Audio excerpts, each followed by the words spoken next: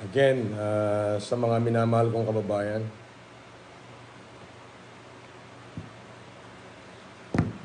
um,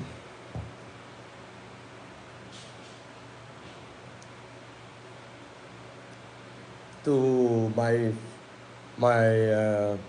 beloved countrymen, to my supporters, especially the FFCA family, and to all my supporters around the world. It is an announcement that today I stand before you,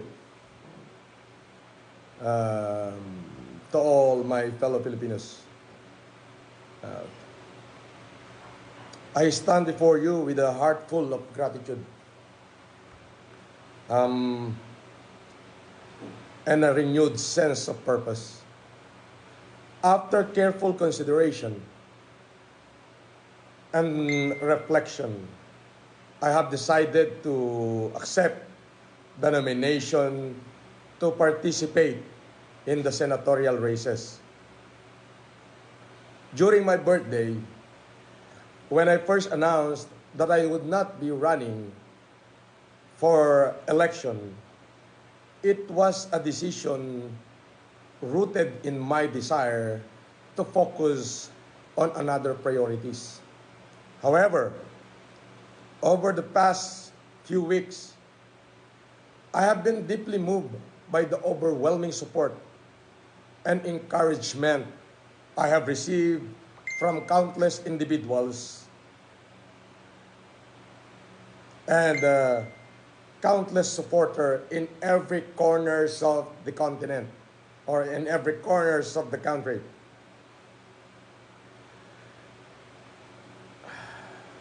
Your voices, your hopes, and your dreams for a better Philippine have inspired me to reconsider my path.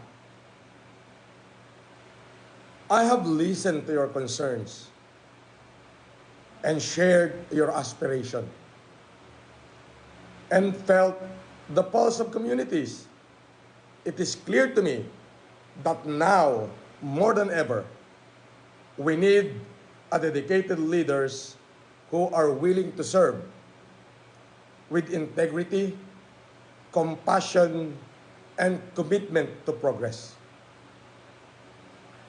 My fellow men, as I embark on this journey, I am reminded of the immense